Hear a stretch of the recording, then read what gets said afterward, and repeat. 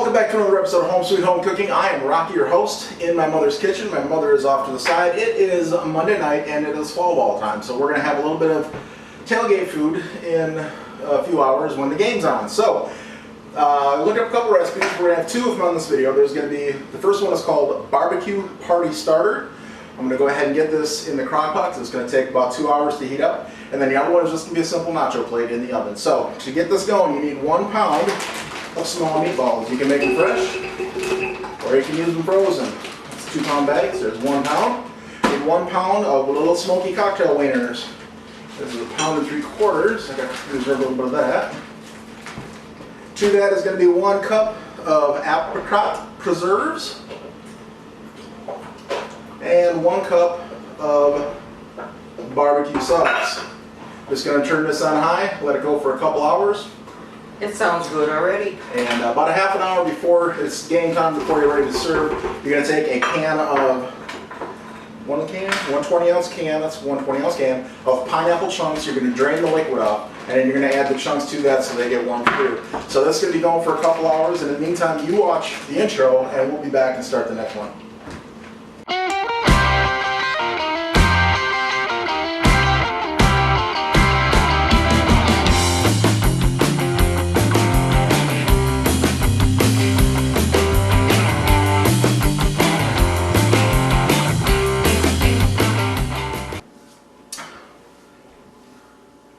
The meatballs and the cocktail wieners have cooked pretty much through to getting warm on the inside. They're already pre-cooked, so you don't have to cook them. You're just getting them cooked through so they're not frozen, because the meatballs were frozen. So I dropped the drained pineapple chunks in there to get the pineapple chunks warm through. Now, this is just a simple oven nacho. It doesn't use any melted cheese. We're actually going to use cheese, put it in the oven, and melt it. So I've got a pizza pan. I lined it with some parchment paper. I put out a layer of a thicker cut tortilla chip. If you use something that's like a restaurant style, it might be too thin and it'll break. But you're just going to take a Mexican blend cheese or a cheddar cheese. You're going to sprinkle that on top. You want the cheese to go down first. You don't want a whole big thick layer so it comes out as one piece when you grab a nacho and you try to pull a whole plate with it. You don't want that. From there, we cooked up a pound of 80-20 hamburger with a 1 medium onion diced, cooked that down, followed the directions on the taco seasoning, so we made taco meat, and I'm just going to sprinkle that on top of the cheese. Don't want to go too heavy. You want to make sure that you cook this down as dry as you can, otherwise, again, your tortillas are going to get moist and mushy and fall apart. You're not going to be able to pick them up very easily. They're still going to get that way eventually, but you want them dry for a little while. And you do want to try to spread it evenly so you get a little bit of meat in each bite. And then you're just going to take it and put it under the broiler for just a few minutes. Keep your eye on it. This will go quick. It's okay if the chips start to turn just a little bit brown around the edge. Just don't let them get too brown. If they start to turn brown, that's telling you it's time to get them out. But you want the cheese to start melting, and then we're going to bring these back. I'm going to show you in just a moment. So these are going to go to the broiler, and I'll be back in just a bit. You can see how that one got a little bit brown. When they start to brown like that, that's when you want to pull it. But the cheese is definitely all melted, and that's what you're looking for. Now from here, it's wherever you want to go with it. Lettuce. Yep. Nice light layer of some shredded lettuce. Black olives. Yep.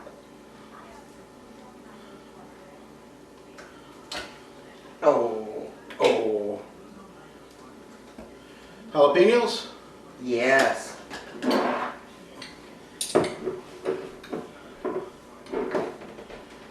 Now, I'll admit that I ate one of these jalapenos. These aren't the greatest.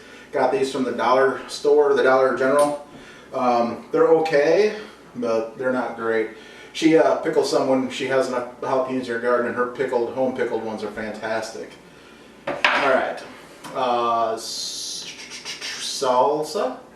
Oh yeah. Now we make this tray will serve about 2 or 3 people, and this is how I serve it. I just put it on in the middle of the table, and don't even give people plates for it. They just pull off a chunk and eat it as they go. Kind of a communal thing. I know with COVID and all this right now, this might not be the dish for serving something like that, but it's all family members and you live together anyway. Not that I live with my mom, but Thank heavens. but I'm over here all the time cooking and taking my dad to dialysis. It's, you know, if one of us gets something, we're all going to get it regardless. So I'm going to go a little more cheese. And now for the sour cream. Do yourself a favor and buy the one that's in the squeeze thing, because yeah, this year we're just going to get dots. You could put it in a baggie and cut the corner off and squeeze some out, but I'm too lazy for that today. And if you want a guacamole, you can do guacamole. I know my mom, but she doesn't like it, so we're not doing it. Alright, that is what that's going to look like. Let me go back over there, grab the camera, get in close up there real quick. So that, I'm sorry, you got a close up. That looks absolutely delicious. And to eat these, you just, you know, you find one at the edge, you pull it out, you try to save as much of the topping and you have at it. Just going for that brown one, the one that's not going to have many toppings on it. Way to go, Ma. Well, I like the toppings, I'll get there. The chips are nice and crunchy. Yeah, so this is a quick, just throw in the oven, melt your cheese down, put your meat on. That's easy. And there's football tonight, that's why we're doing this. And so good. And you know what goes good with that? What? Margaritas. Yeah, beer. Corona, but we don't have the virus in the house, so we got Michelob Ultra. I say this will be enough for 2 to 3 people. If you got people that want different toppings on it, you can do another pan. There's only half of the taco meat is on here, so there's plenty of taco meat to do a second pan. There's plenty of chips, and if you have more sides. So you could do 2 of the rounds, or if you want to do one of the big half sheets, you can do. I've done a whole half sheets before and done, you know, a larger one. But it's just my mom and I eating this, so that's going to be plenty for us. The other one that we did was that barbecue and meatball and Lil Smoky and pineapple. Oops.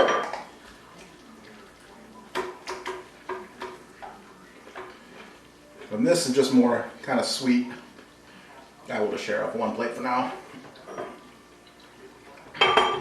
Grab a tooth of picker there. And this apricot, I've had a few looks at the barbecue sauce and this apricot preserved together. Oh, it is fantastic. This would be a great glaze on a rib. Pineapple first. Pineapple's good. Pineapple's good. I'm going for the Hillshire Farms Lil Smokies.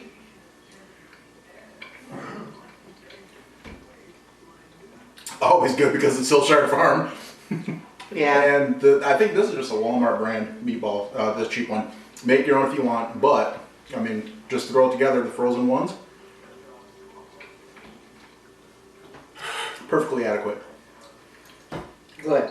Simple, throw it together, 2.5 hours on high. I can turn that down now. And you've got yourself a quick little appetizer before a game, for friends over for cards, Dungeons and Dragons, you know who you are. All these things are not just for football. These are good appetizers for anything. So the reason we did this is because it's fall ball, it's football season, so we're going to have a couple more of these coming out over the next few weeks of other appetizers, so stay tuned for those. And I love both of these, and I'm sure I'll have these again, but I want to try those others. We got some other good, interesting ones coming up. So thank you for watching. Have a great night, and go sports ball.